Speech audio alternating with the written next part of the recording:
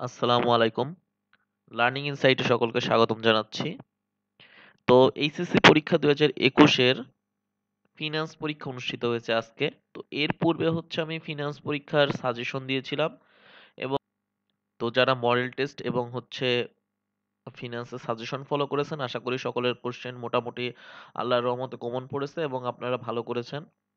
তো অনেকের ভিতর কনফিউশন কাজ করতেছে যে পরীক্ষা দিয়েছেন, পরীক্ষা কেমন হলো বা হচ্ছে আপনাদের এমসিকিউর যে পরীক্ষা অনুষ্ঠিত হয়েছে সেই পরীক্ষার অ্যাকচুয়ালি সলিউশনটা কি। তো আমি আজ হচ্ছে আপনাদের চিটাগাং বোর্ড এবং ঢাকা বোর্ডের সলিউশন অর্থাৎ ঢাকা বোর্ড এবং চিটাগাং বোর্ডের যে এমসিকিউ প্রশ্ন আছে ফিনান্সের ২০২১ অর্থাৎ আজকে যে ফিনান্স পরীক্ষা অনুষ্ঠিত হয়েছে সেই ফিনান্স পরীক্ষার সলিউশন দেওয়া শুরু করব। তো প্রথমে হচ্ছে চিটাগাং বোর্ড দিই, তারপরে হচ্ছে ফিনান্স দিই। আর এর পাশাপাশি আরেকটা কথা বলে রাখতে চাই, আপনাদের হচ্ছে অনেকের জিপিএ ক্যালকুলেশন নিয়ে সমস্যা ক্রিয়েট হচ্ছে বা পাস কত ফেল কত এটা নিয়ে সমস্যা হচ্ছে বা কিভাবে এ প্লাস কাউন্ট হবে বা ফোর সাবজেক্টের সাবজেক্ট ম্যাপিং কিভাবে হবে। তো এটা নিয়ে যাদের কনফিউশন আছে এর উপর ডিটেলস আমার ভিডিও বানানো আছে, আপনারা ভিডিওটা দেখে নেবেন। আমি কমেন্ট বক্সে হচ্ছে পিন করে রাখবো, ডিসক্রিপশনে দিয়ে দিব, প্লাস এন্ড স্ক্রিনেও ভিডিও শেষে আপনারা এন্ড স্ক্রিনে অটোমেটিক ওই ভিডিওটা পেয়ে যাবেন। তো ওইটা দেখলে আশা করি আপনাদের জিপিএ ক্যালকুলেশন নিয়ে আর কোনো সমস্যা থাকবে না। আর ব্যবসায় উদ্যোগে সাজেশন অলরেডি দিয়ে দিয়েছি এবং ওইটার আমি চেষ্টা করব যেন আমি মডেল টেস্টটা দিতে পারি। ঠিক আছে, দিলেও আগামীকাল অথবা আজকে রাত হবে। তো আর কথা না বাড়িয়ে আমি শুরু করি। তো চিটাগাং বোর্ড থেকে শুরু করব, পরবর্তীতে ঢাকা বোর্ডটা করব। তো প্রথম যে এখানে হয়তো দেখতে একটু সমস্যা হবে, সমস্যা নাই, আমি মুখে মুখে বলে দিচ্ছি। তো প্রথম যে কোশ্চেন আসছে, মোট মুনাফার থেকে মোট মুনাফা থেকে কর বাদ দিলে কোনটি পাওয়া যায়? তো এটার উত্তর হবে মোট মুনাফা থেকে যদি কর বাদ দেওয়া হয় তাহলে নিট মুনাফা পাওয়া যায়। দ্বিতীয় কোশ্চেন হচ্ছে আধুনিক অর্থায়নের যাত্রা শুরু হয় কত সালে? এটা আমার মডেল টেস্টে ছিল, এবং আমি এখানে পিন কমেন্টও এটার উত্তর কয়েকবার দিয়ে দিয়েছিলাম। এটা হচ্ছে 1960 এর দশকে। আয়ের সিদ্ধান্তের অপর নাম কি? আয় সিদ্ধান্তের অপর নাম হচ্ছে অর্থায়ন সিদ্ধান্ত। আদর্শ বিচ্যুতি কি ধরনের পদ্ধতি? তো এখানে একটু কোশ্চেনটা অনেকে হয়তো মনোযোগের সমস্যা হইতে পারে। দেখেন, তো এখানেও আছে এই যে আদর্শ বিচ্যুতি কোন ধরনের পদ্ধতি? আদর্শ বিচ্যুতি হচ্ছে পরিসংখ্যানিক পদ্ধতি। ওকে। ৫ নম্বর প্রশ্ন হচ্ছে সুদের হার ১০% হলে ৫ বছর পরে ১,০০০ টাকার বর্তমান মূল্য কত? তো ৫ বছর পরে ১,০০০ টাকার বর্তমান মূল্য হচ্ছে ৬০.৯২। ঠিক আছে? ৬০.৯২। কোন ব্যাংকের আলাদা কোনো সত্তা থাকে না? ও এটা আপনাদের পড়াইছিলাম মনে আছে? শাখা ব্যাংক আর চেইন ব্যাংক সম্পর্কে ভালোভাবে। তো যেটি হচ্ছে শাখা ব্যাংক এর কি আলাদা কোনো সত্তা থাকে? একটা ব্যাংকেরই বিভিন্ন হচ্ছে ব্রাঞ্চ থাকে। ঠিক আছে? যেমন ঢাকা ব্যাংকের বিভিন্ন ব্রাঞ্চ আছে বিভিন্ন জেলায়। তাইলে এটা কি আলাদা, আলাদা ব্যাংক হবে? না। কিন্তু চেইন ব্যাংক কি একই সত্তার আন্ডারে। আমি আপনাদের এটা বুঝাইছিলাম। তো আশা করি যারা ভিডিওটা ভালোভাবে দেখছেন সবাই পেরেছেন। তো পরবর্তী প্রশ্ন হচ্ছে কৃষি ব্যাংক কোন ধরনের আর্থিক প্রতিষ্ঠান? কৃষি ব্যাংক হচ্ছে বিশেষায়িত আর্থিক প্রতিষ্ঠান। কারণ এটা হচ্ছে বিশেষ, বিশেষ উদ্দেশ্যে প্রতিষ্ঠিত হয়। নেক্সট কোয়েশ্চেন হচ্ছে, তো পরবর্তী প্রশ্ন এখানে আপনারা দেখতে পাচ্ছেন একেবারে লাস্টে রয়েছে বাম সাইডের। আর্থিক ব্যবস্থাপক কয় ধরনের সিদ্ধান্ত নিয়ে কাজ করে? ২ ধরনের সিদ্ধান্ত। এটিও আমার সাজেশনের ভিতরে ছিল। তো প্রত্যেকটা সাজেশনের ভিতরে ছিল। আমি আর এটা রিপিট করতেছি না। তো নেক্সট কোয়েশ্চেন হচ্ছে সরকারি অর্থায়নের মূল লক্ষ্য কি? তো এই যে দেখতে পাচ্ছেন আপনারা এখানে সরকারি অর্থায়নের মূল লক্ষ্য কি? আমরা এই যে এই সাইডে চলে আসছি। তো একটু মার্ক করে দিই প্রথম কোশ্চেনটা, বাকিটা পরপর বলে দিব। তো সরকারি অর্থায়নের মূল লক্ষ্য কি? সরকারি অর্থায়নের মূল লক্ষ্য হচ্ছে সমাজ কল্যাণ। তো মাসিক চক্রবৃদ্ধির ক্ষেত্রে এম এর মান কত? আমি লিখে দেখিয়েছিলাম। এম এর মান হচ্ছে ১২ কে ১ দিয়ে ভাগ দিলে ১২ হয়। তো কত হবে অ্যান্সার এখানে? ১২। ভবিষ্যতে নির্দিষ্ট পরিমাণ টাকা পাওয়ার জন্য নিচের কোন সূত্রটি ব্যবহার করা হয়? তো ফিউচার ভ্যালুর সূত্র কোনটা সেটা বলছে। তো ফিউচার ভ্যালুর সূত্র কোনটা?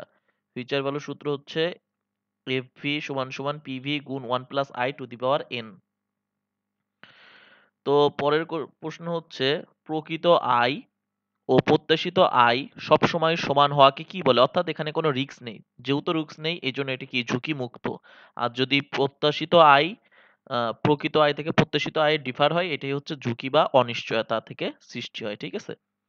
তো পরবর্তীতে আমরা এই যে উদ্দীপকে চলে আসবো। প্রশ্ন, বন্ধন কোম্পানির যেই পদ্ধতি অনুসরণ করেছে তার নাম কি? তো বন্ধন পদ্ধতি যে পদ্ধতি অনুসরণ করেছে তার নাম হচ্ছে গড় মুনাফার হার। উদ্দীপকে নির্দেশিত পদ্ধতিটির সীমাবদ্ধতা আলোচনা করো। অর্থাৎ আমি একটু উদ্দীপকটা বলে নিই। বন্ধন কোম্পানির ব্যবস্থাপক নতুন একটি মেশিন ক্রয়ের লাভজনকতা নির্ণয়ের পূর্বে পরপর ৫ বছরের মুনাফার সাথে অবচয় যোগ না করে মোট মুনাফাকে ৫ দ্বারা ভাগ করেন, কিন্তু বিনিয়োগকে ২ দ্বারা ভাগ করেন। তাহলে আমরা জানি কি গড় মুনাফা ভাগ গড় বিনিয়োগ, এটা কি মোট মুনাফার হার। আর যেখানে নগদ প্রবাহ নির্ণয় করা হয় অবচয় নির্ণয় করে, ওইটা কি পে ব্যাক পিরিয়ড, তাই তো? তাহলে এটা আমাদের কি গড় মুনাফার হার পদ্ধতি। ওকে। তো পরবর্তী প্রশ্ন হচ্ছে উদ্দীপকে নির্দেশিত পদ্ধতির সীমাবদ্ধতা আলোচনা করো। তো সীমাবদ্ধতা হচ্ছে অর্থের সময় মূল্য অপেক্ষিত, আর হচ্ছে সকল নগদ প্রবাহের মূল্য সমান। পরবর্তী প্রশ্ন হচ্ছে মূলধন বাজেটিং এর পদ্ধতি কয়টি? আমরা জানি মূলধন বাজেটিং এর পদ্ধতি হচ্ছে ৪টি। লেটার অফ ক্রেডিটের বাংলা অর্থ কি? লেটার অফ ক্রেডিট হচ্ছে প্রত্যয়নপত্র, এলসি। বাণিজ্যিক ব্যাংকের মৌলিক উদ্দেশ্য কি? বাণিজ্যিক ব্যাংকের মৌলিক উদ্দেশ্য হচ্ছে মুনাফা অর্জন করা। তো আমরা নেক্সট পেজে চলে আসছি। তো এখান থেকে আমি একটু পরপর বলে দিচ্ছি, আপনারা একটু মিলাই নিন আপনাদের কোশ্চেনের সাথে। তো একজন বিনিয়োগকারী বিগত ৩ বছরের মুনাফার পরিমাণ যথাক্রমে ১,৭০,০০০, ১৬,৩০,০০০ এবং ১২,০০,০০০ টাকা এবং প্রাথমিক বিনিয়োগ ১,০০,০০,০০০ টাকা। গড় মুনাফা কত হবে? গড় মুনাফা হবে হচ্ছে ১৩,০০,০০০ টাকা। বিনিয়োগকারীর গড় মুনাফার হার কত হবে? গড় মুনাফার হার হবে ২৬%। তহবিল সংগ্রহ করার প্রক্রিয়াকে কি বলে? তহবিল সংগ্রহ করার প্রক্রিয়াকে আয় সিদ্ধান্ত বলে। নিচের কোনটি ঝুঁকি উদ্ভব করে? অনিশ্চয়তার মাধ্যমে ঝুঁকির উদ্ভব হয়। এলসি কার্যক্রমটি অর্থনীতিতে কোন কাজের সাথে সম্পর্কিত? বৈদেশিক বাণিজ্য অর্থাৎ আমদানি রপ্তানির সাথে সম্পর্কিত। একটি বাণিজ্যিক ব্যাংকের নীতি বহির্ভূত কাজ। কোনটি বাণিজ্যিক ব্যাংকের নীতি বহির্ভূত কাজ? ঋণ নিয়ন্ত্রণ নীতি। সরকারের কাদের কাছ থেকে বৈদেশিক ঋণ গ্রহণ করে? আইডিবি। ঠিক আছে, যারা আন্তর্জাতিক সংস্থা আছে তাদের কাছ থেকে হচ্ছে বৈদেশিক ঋণ সংগ্রহ করে। মিস্টার এ নিচের নিজের জমানো অর্থ এবং পতাকা ব্যাংক থেকে ঋণ নিয়ে হাউজিং কোম্পানি ব্যবসা শুরু করেন। তিনি ঋণের জন্য আবেদন করেন। তো এই উদ্দীপক থেকে প্রশ্ন হচ্ছে মিস্টার এ কোন ব্যাংক থেকে ঋণ গ্রহণ করতে পারবেন? তো ব্যবসা করতে যাচ্ছে, সুতরাং বাণিজ্যিক ব্যাংক থেকে ঋণ গ্রহণ করবে। পতাকা ব্যাংক প্রকল্পে ঋণ দেওয়ার সময় কি কি বিষয় বিবেচনা করবে? তো প্রকল্পের লাভজনকতা বিবেচনা করবে, কারণ প্রকল্পের লাভজনকতা বিবেচনা না করে কোনো ব্যাংক লোন দিবে না। নেক্সট প্রশ্ন হচ্ছে ব্যাংক মিস্টার এ কে কোন ধরনের পরামর্শ দিতে পারে? তো সবের লাভজনকতা, পরিবর্ধন, প্রকল্পের পরিমার্জন, সবগুলোই। আদর্শ বিচ্যুতির সঠিক সূত্র কোনটি? তো আদর্শ বিচ্যুতির সঠিক সূত্র কোনটা হবে? এই যে চারটা আছে এখানে। তো আদর্শ বিচ্যুতির সঠিক সূত্র হবে সামেশন আই হার মাইনাস গড় হার ডিভাইডেড বাই 1 মাইনাস এন। ঠিক আছে? তো আপনাদের এখানে যে সূত্র আছে, সূত্রে টু দি পাওয়ার থাকলেও রাইট আছে আর কি, খ গ দুইটাই রাইট, খ আর ঘ দুইটাই রাইট আছে। তারপরে বলা হচ্ছে বাংলাদেশের শিল্প উন্নয়নে প্রত্যক্ষভাবে কোন ব্যাংকটি জড়িত? আইডিবিএল। প্রকৃত সুদের হার নির্দেশ করে কোনটি? EAR, effective annual rate. ঠিক আছে, তো এটা হচ্ছে আপনাদের চিটাগাং বোর্ডের যে কোশ্চেনের সলিউশন ছিল। তো এরপরে হচ্ছে আমরা ঢাকা বোর্ডটা দেখব। তো আমরা এখন একটু ঢাকা বোর্ডের যে প্রশ্ন আছে আজকের, সেই ঢাকা বোর্ডের প্রশ্নটা একটু দেখার চেষ্টা করব এবং আপনাদের সলিউশন দেওয়ার চেষ্টা করব। তো প্রথম প্রশ্ন হচ্ছে ঢাকা বোর্ড থেকে, একটু জুম করে দিই আপনাদের দেখতে সুবিধা হবে, যদিও সবার কাছে প্রশ্ন আছে। ওকে। তো প্রথম প্রশ্ন হচ্ছে নগদ আন্তঃপ্রবাহ ও নিট মুনাফার ব্যবধান থেকে কি পাওয়া যায়? তো নগদ আন্তঃপ্রবাহ নিট মুনাফার ভিতর পার্থক্যই হচ্ছে নিট মুনাফার সাথে অবচয় যোগ করলে নগদ আন্তঃপ্রবাহ পাওয়া যায়, সুতরাং এদের মাঝখানে কি থাকবে? মোট মুনাফা, মোট অবচয়। তো পরবর্তী প্রশ্ন হচ্ছে জনগণের নিকট থেকে ব্যাংক আমানতের মাধ্যমে সংগৃহীত অর্থ বিভিন্ন ব্যবসায় প্রতিষ্ঠানে ঋণ হিসেবে সরবরাহ করলে সরকার ও রাষ্ট্রীয় পক্ষের প্রেক্ষাপটে ব্যাংক কোন ধরনের উদ্দেশ্য অর্জিত হয়? মূলধন গঠন। কোনটি? ঝুঁকিবহুল আয়, সাধারণ ট্রেজার থেকে প্রাপ্ত লভ্যাংশ। কোন ধরনের কারবারি প্রতিষ্ঠানের অর্থায়ন জটিল? কোম্পানি, কারণ এখানে শেয়ার ইস্যুর মাধ্যমে অর্থ সংগ্রহ করতে হয় বা মূলধন সংগ্রহ করতে হয়। উৎপাদন ক্ষমতা বাড়ানোর জন্য সর্বাগ্রে সবার পূর্বে কোনটি প্রয়োজন হয়? নগদ প্রবাহ নিয়ন্ত্রণ করা। তো আমরা পরবর্তীতে যে প্রশ্নটা পাচ্ছি, উৎপাদন ক্ষমতা বাড়ানোর জন্য সবার প্রথমে কোনটি প্রয়োজন? তাহলে কি হবে? সবার প্রথমে নগদ প্রবাহ নিয়ন্ত্রণ করা প্রয়োজন। একটি প্রকল্প গ্রহণযোগ্য হয় যদি কি হতে হবে? প্রকল্প গ্রহণযোগ্য হতে অপশন এ গড় মুনাফার হার প্রত্যাশিত হার থেকে বেশি হতে হবে। প্রত্যাশিত মুনাফার হার গড় মুনাফার হার থেকে বেশি হতে হবে। গড় মুনাফার হার ব্যাংক ঋণ সুদ অপেক্ষা বেশি হতে হবে। তো এখানে উত্তর কি হবে? তো এখানে কি হবে? ১ আর ৩ অর্থাৎ গড় মুনাফার হার প্রত্যাশিত হার থেকে বেশি হবে। গড় মুনাফার হার ব্যাংক ঋণ এর সুদ অপেক্ষা বেশি হবে।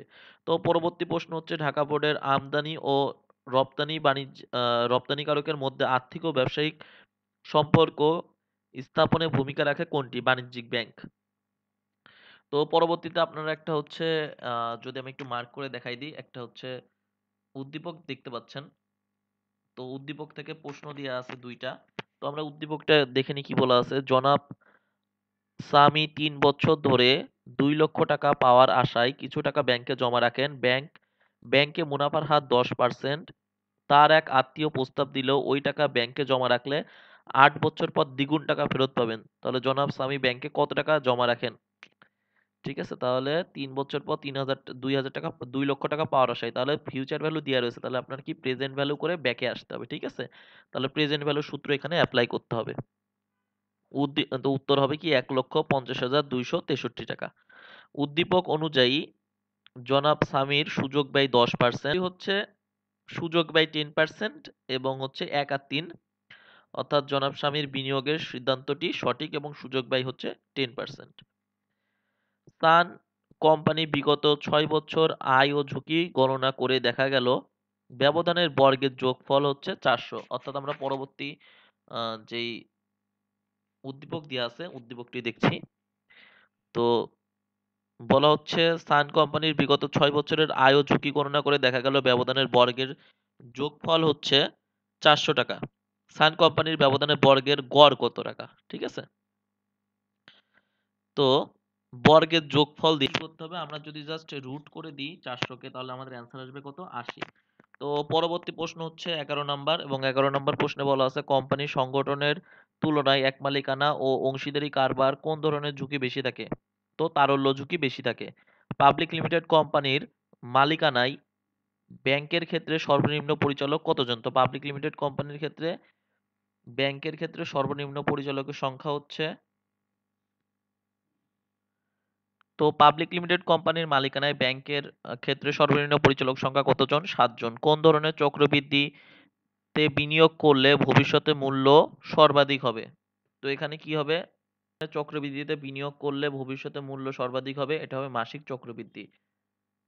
তো আমাদের পরবর্তীতে অল্প কিছু প্রশ্ন আছে ঢাকা বোর্ডের। আমরা প্রশ্নটা দেখে শেষ করে দিব। ওকে।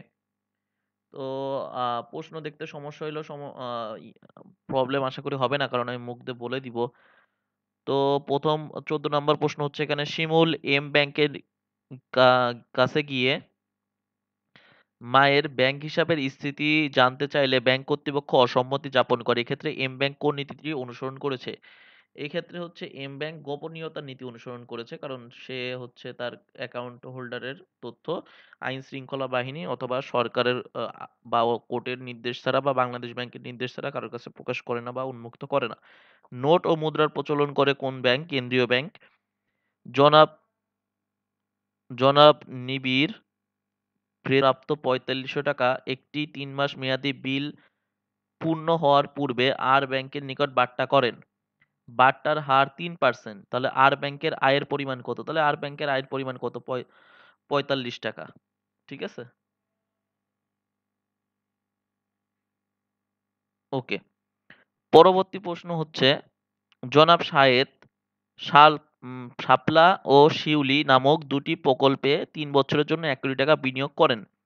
শাপলা প্রকল্পে বিগত ৩ বছরে নিট মুনাফা যথাক্রমে 5 লক্ষ, 15 লক্ষ ও 19 লক্ষ টাকা। শিউলি ব্যাংকের প্রকল্পের গড় মুনাফার হার হচ্ছে 28 লক্ষ টাকা।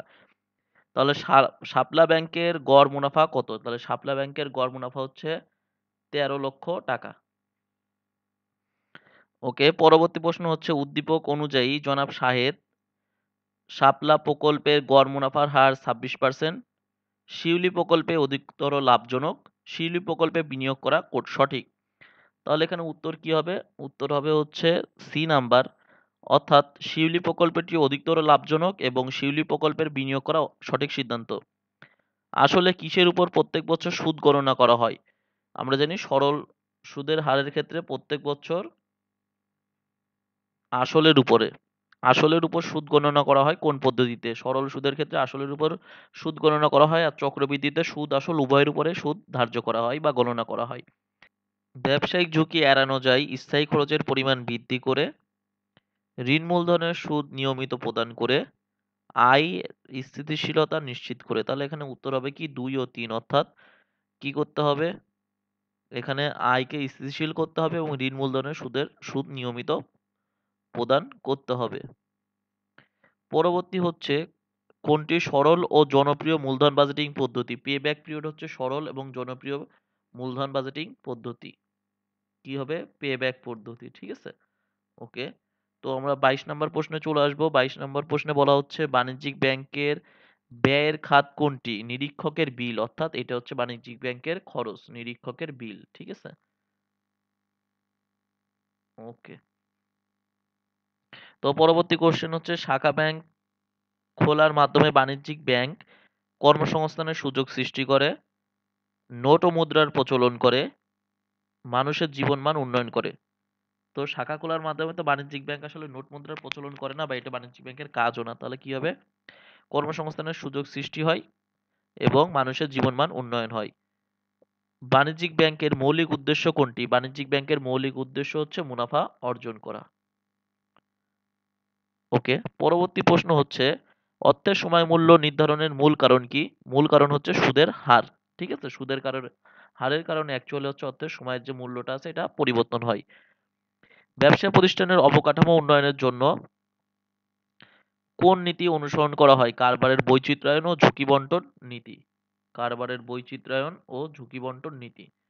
27 নম্বর প্রশ্ন, মিস্টার সাইদ চট্টগ্রামের শিল্প এলাকায় একটি জুতার কারখানা নির্মাণের সিদ্ধান্ত নেন। তিনি ঋণের জন্য প্রয়োজনে কোন সংস্থার কাছ থেকে, আচ্ছা, তো শিল্প ক্ষেত্রে যে ব্যাংক সহযোগিতা করে বাংলাদেশ ডেভেলপমেন্ট ব্যাংক লিমিটেড। তাহলে বাংলাদেশ ডেভেলপমেন্ট ব্যাংক লিমিটেড মানে বিডিবিএল। তো পরবর্তী প্রশ্ন হচ্ছে চট্টগ্রাম শহরে ছাত্রবন্ধু লাইব্রেরি বই বিক্রির পাশাপাশি মুনাফা বৃদ্ধির জন্য 1 লক্ষ টাকা মূল্যের একটি ফটোকপি মেশিন ক্রয় করলো। তো ছাত্রবন্ধু লাইব্রেরির ফটোকপি মেশিন ক্রয় কোন ধরনের সিদ্ধান্ত? এটি হচ্ছে একটি বিনিয়োগ সিদ্ধান্ত। এবং ফটোকপি মেশিন ক্রয়ের ফলে ছাত্রবন্ধু লাইব্রেরির কি ইম্প্যাক্ট হবে? এখানে ঝুঁকি হ্রাস পাবে, বিক্রয় বৃদ্ধি পাবে, স্থায়ী সম্পত্তি অর্জন হবে। এবং শেষ যে প্রশ্নটি আছে, বিশ্ব বাণিজ্য সংস্থা কবে আত্মপ্রকাশ করে? এটা হচ্ছে 1990-এর দশকে, ঠিক আছে? WTO, world trade organisation.